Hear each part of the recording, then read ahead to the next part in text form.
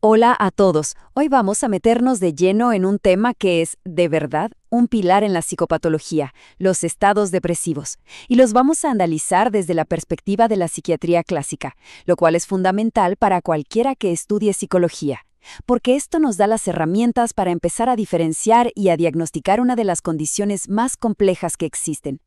Y bueno, la primera pregunta es casi obligada, ¿no? ¿Dónde está la línea? ¿Cuándo una tristeza que es algo normal se convierte en una depresión clínicamente significativa?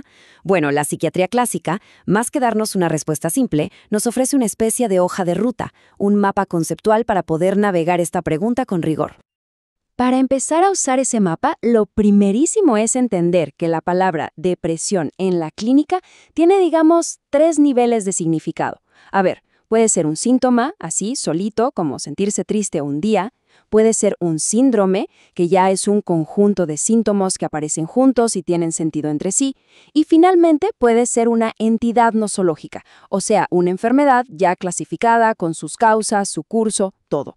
Entender bien estos 3 niveles es el primer paso para no confundirnos. Este va a ser nuestro recorrido, ¿de acuerdo? Empezamos definiendo qué es un estado depresivo. Luego vemos algo fascinante, cómo la cultura le da forma al dolor. Después, nos metemos de lleno en la gran diferencia entre melancolía y depresión neurótica. Profundizamos en la melancolía y, para terminar, vemos por qué todo esto es tan importante para la terapia. Muy bien, empecemos por la estructura, por los cimientos. ¿Qué tienen en común todos los estados depresivos, más allá de la tristeza? La semiología clásica nos da una respuesta súper clara, una tríada de síntomas que es el núcleo de todo. Y aquí está. La famosa tríada clásica. Primero, un descenso del humor, una tristeza que se siente en el cuerpo. Segundo, una inhibición, como un freno que afecta tanto al pensamiento como al movimiento. Y tercero, el dolor moral, que es esta vivencia tan dura de sentirse poca cosa y culpable. Estos 3 son los pilares. Pensemos un momento en la inhibición psíquica. La metáfora del texto es perfecta. Es un frenaje de la mente. No es que la persona no quiera pensar, es que de verdad no puede.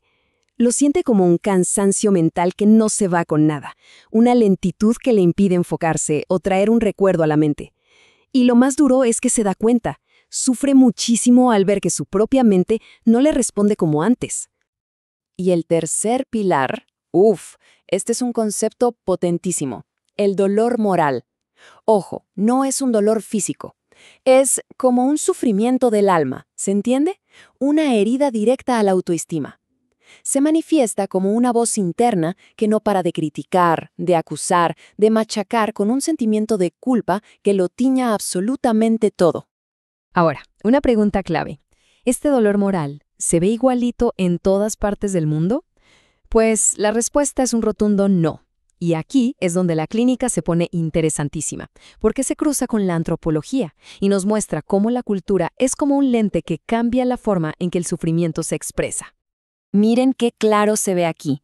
El texto nos dice que en la tradición occidental, ese sufrimiento tiende a irse por el canal de la culpa y la autoacusación. Yo tuve la culpa, soy una mala persona. Pero en otras culturas, como algunas africanas que se estudiaron, el mismo dolor se manifiesta de otra manera, a través del cuerpo, con dolores, malestares, o se proyecta hacia afuera, con ideas de que alguien les quiere hacer daño. El dolor de fondo es el mismo, pero el idioma en que se habla es cultural. Y con esto llegamos al corazón de este análisis, la gran división, la distinción clave que proponen la psiquiatría clásica y el psicoanálisis. Porque, y esto es fundamental, no todas las depresiones son iguales por dentro. La diferencia principal está entre la melancolía y la depresión neurótica. Aquí la mirada psicoanalítica es fundamental. La idea es que la depresión no es como un virus que te ataca desde afuera, ¿saben? Es más bien la descompensación de una estructura de personalidad que ya estaba ahí. O sea, una crisis depresiva puede ser la forma en que se manifiesta un conflicto en una persona con estructura neurótica o, mucho más grave, el colapso que deja ver una estructura psicótica que estaba como dormida. Este cuadro nos ayuda a poner las cosas en blanco y negro. Miren, la melancolía se considera endógena, como si viniera de fábrica, y es una descompensación psicótica. Su dolor es total, vital. Por otro lado, la depresión neurótica es reactiva, Aparece después de algo que pasó, una pérdida, una frustración. Es una descompensación neurótica y su dolor es más patético en el sentido de que es una queja, una demanda hacia alguien.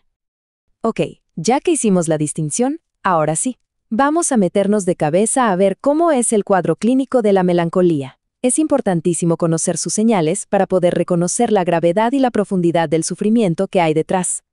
Escuchen esta definición del texto. Es una síntesis clínica perfecta. Fíjense cómo retoma la tríada que vimos al inicio, pero la eleva a su máxima potencia.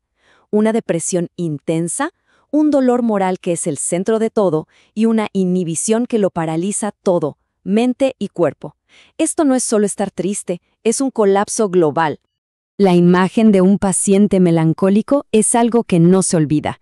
El cuerpo doblado sobre sí mismo, la cara congelada en una máscara de dolor, con esa arruguita en el entrecejo, la famosa omega melancólica.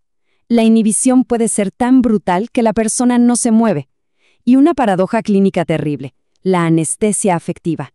El paciente se queja de que no puede sentir nada, ni alegría, ni pena, ni amor por su familia.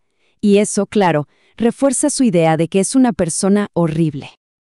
Y este punto, por favor, máxima atención aquí. El texto es categórico, y con toda la razón. En la mente de la persona melancólica, la idea de la muerte no es una opción más. Es una presencia constante y muchas veces la única salida lógica a un dolor que se siente insoportable. Por eso, la melancolía no es un problema, es una emergencia psiquiátrica absoluta. En los casos más graves, el estado melancólico puede cruzar una frontera.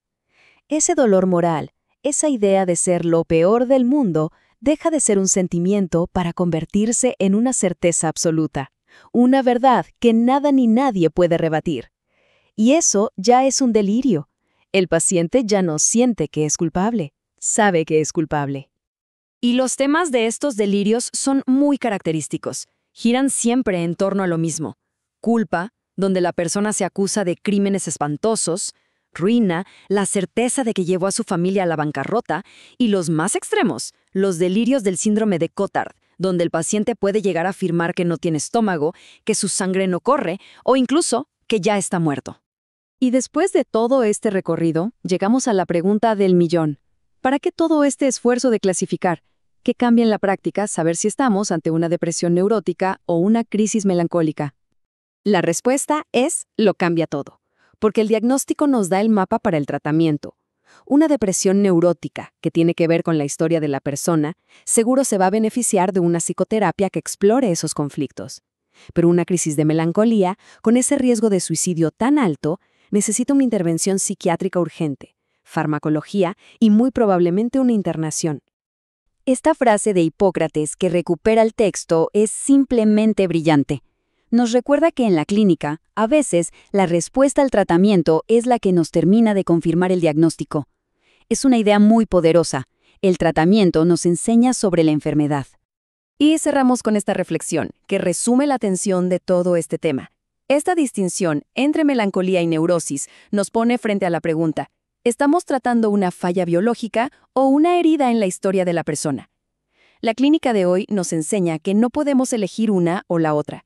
El verdadero arte está en aprender a pensar y a trabajar con las dos dimensiones al mismo tiempo.